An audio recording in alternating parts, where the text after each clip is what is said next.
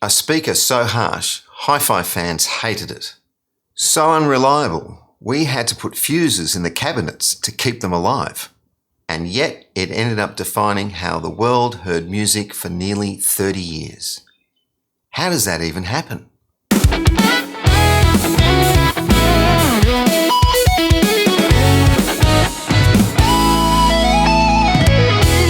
Welcome to the Audio Lab. I'm Peter Thompson. Last week we compared the Yamaha NS-10 to its modern cousin, the Aventone CLA-10, and that kicked off a bit of a storm in my mind. We only touched on the story last week, but this week we're going to go a bit deeper. The NS-10 wasn't supposed to be a studio monitor at all. It was a hi-fi failure that somehow became one of the most iconic speakers in recording history. If you haven't already hit subscribe, it takes less than a few milliseconds and really helps me grow this channel. Now let's rewind to where the story really begins. It all started with one man, Akira Nakamura. He joined Yamaha back in the mid-60s, working his way up through their commercial audio division to become one of their lead speaker designers. By the late 70s, Nakamura was heading up Yamaha's push into compact hi-fi systems. He'd already earned a reputation for chasing accuracy over comfort, designing speakers with low distortion, even frequency response, and clear mid-range detail. That approach eventually gave birth to the Yamaha NS-10, released in 1978. Nakamura built it under Yamaha's natural sound philosophy, the idea that audio gear should reproduce exactly as it is, without added warmth or colour. The goal was clarity, precision, and transparency. Not the kind of lush, easy listening that hi-fi buyers wanted or had been used to. He once said his focus was on excellent fundamental physical characteristics, and even acoustic sound pressure frequency response, and good distortion. That design philosophy, brilliant for analysis, terrible for pleasure, is exactly why it bombed as a home speaker, but later became essential in studios. The irony is that that same precision that made it a hi-fi failure made it the most trusted near-field monitor in the world. The 1978 release under Yamaha Natural Sound slogan summed up their philosophy: accurate, honest, uncoloured reproduction. They'd already had big success with the NS-1000M, an audiophile favourite with beryllium drivers and surgical precision. The NS-10 was meant to be its affordable little brother. Same DNA, smaller box, smaller price tag. But it didn't go to plan. It was way too revealing for the casual listener. Instead of lush, it was clinical. Instead of warm, it was bright. Put simply, it made records sound worse, not better. Hi-fi reviewers hated it. They called it harsh, aggressive, fatiguing. One magazine said it turned good music into sandpaper. Another warned that long listening may result in a headache. Sales tanked. By 1980, Yamaha dealers across Japan and Europe were sitting on unsold stock. The NS-10 was a commercial disaster, a product that couldn't find an audience. But that brutal honesty, that same thing that made home listeners hate it, would soon make it one of the most important tools in recording. It was almost like Yamaha had accidentally built a microscope for music.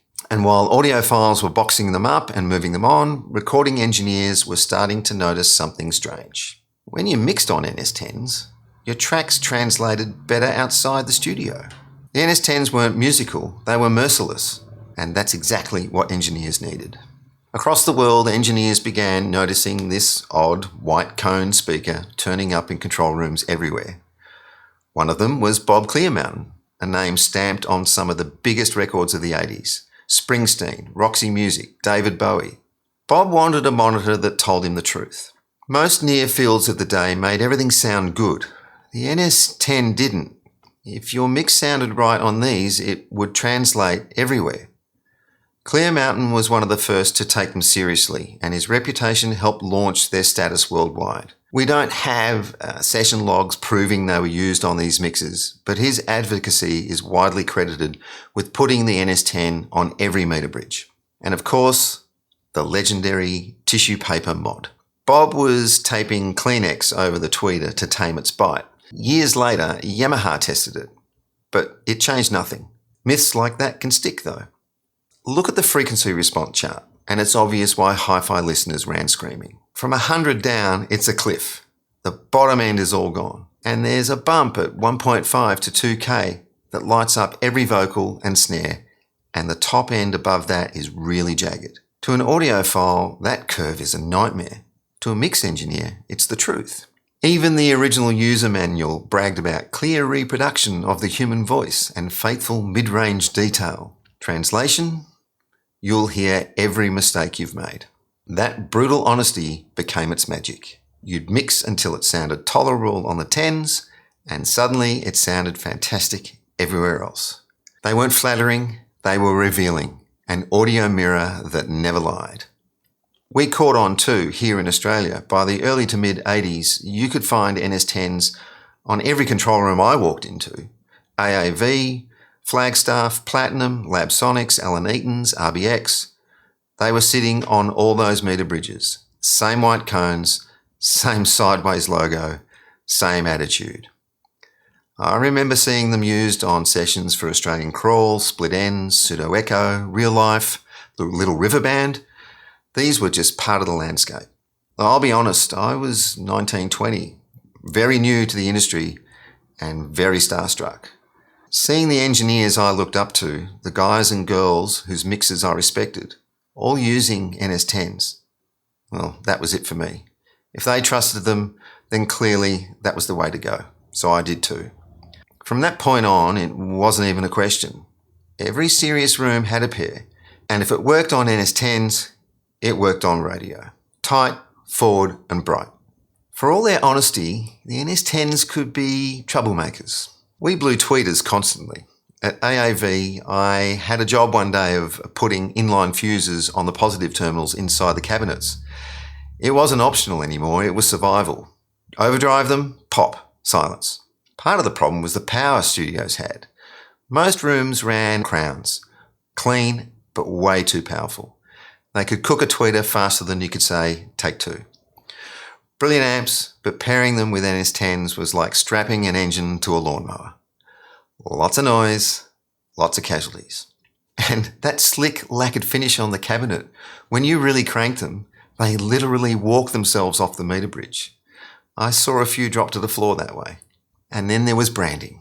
That logo that was printed for vertical hi-fi placement, not horizontal studio use. So when you laid them on their sides, the logo was wrong. Drove me nuts.